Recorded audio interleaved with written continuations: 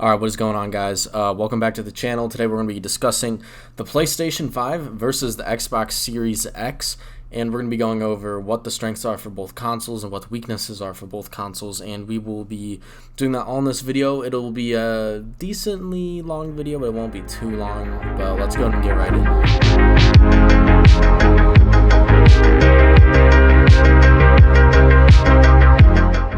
Okay, so with the recent PS4 sort of gameplay, the reveal for the console itself, and the Xbox having done their big reveal thing a little bit earlier in the year, we're going to go ahead and go over, what both consoles are bringing to the table, which one do you think will be better, and will any of this change before the launch of the consoles in holiday 2020? So both consoles are looking like they're going to be somewhere in the $500, $600 ballpark.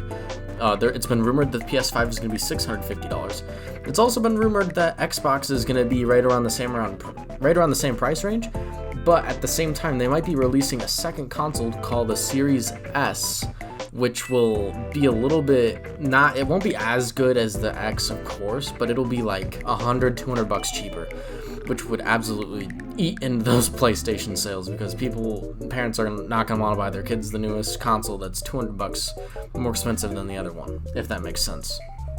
So a big thing that people are looking for in this console generation, more than specs, more than how the console looks, is the original games that the consoles are.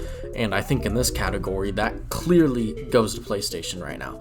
They just have so many new interesting games that Xbox doesn't have out just yet, and I'm really hoping Xbox decides to bring their guns to the table in this July press conference that they said that they were going to be hosting, where they were going to be showing off a bunch of new games, and Infinite has been rumored to be showed at this, and that's something I'm really looking forward to.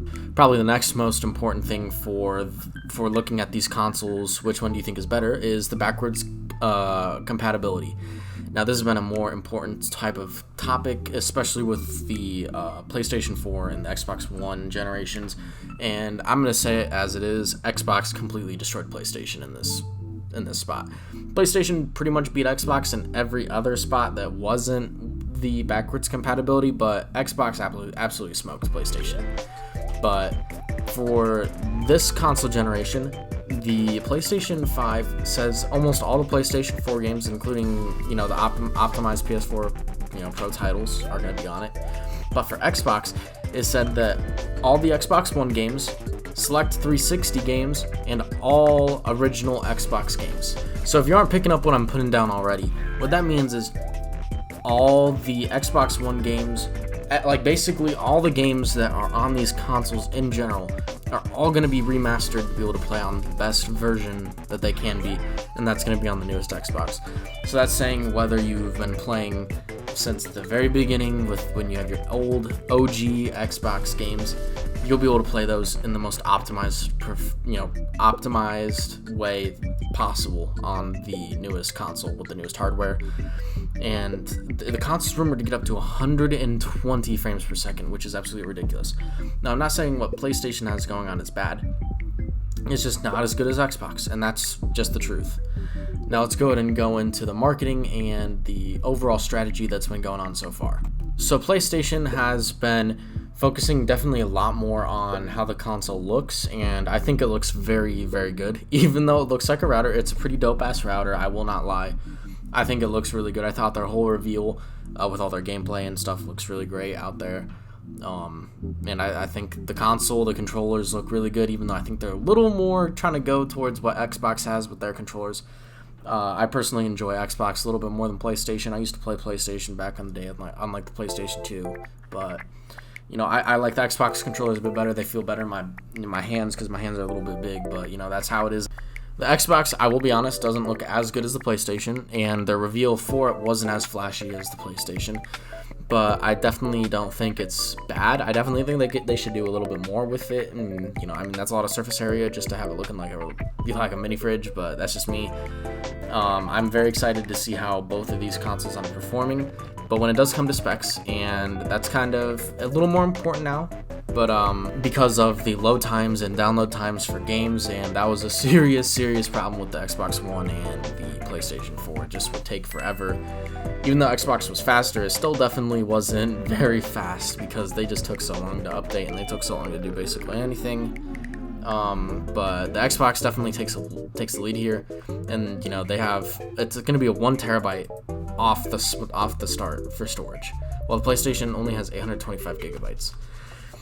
Personally, I'd really like to see if PlayStation could somehow get enough space to match that terabyte, but I feel like if they did that, they would have to raise their console price, and I don't really think that's something they're going to want to compromise on. Anyway, other than that, they all will get up to basically around 120 FPS. Xbox will do better in this. It has higher teraflops and all that mumbo jumbo bullshit, but it's gonna basically load your games faster. It's gonna download your games faster. It's gonna get updates faster. It's gonna do all that stuff faster. It's gonna have more background. It's gonna have more backwards compatibility games than the PlayStation, but it doesn't look like at the moment is gonna be able to have the exclusives and the aesthetic that PlayStation has. Oh my goodness, I'm twisting over my own tongue. But personally, I feel like if you want to play your games in the best possible way without having to buy a PC, Xbox is going to be the way to go. If you are looking for a option, if PlayStation ends up being a little more expensive than Xbox, I'd 100% go with Xbox, because why would you deny yourself the ability to play more games backwards compatible and not play them at the best they can look and pay more? That just doesn't really make sense to me. But it all just depends on what Xbox decides to bring to the table next month in July and what they decide to show up with. That's all I got for this video, though. I thought this was an interesting topic to talk about. If you guys did enjoy, make sure you slap a like on it, and I will see you in the next video. Stay hydrated. Peace out.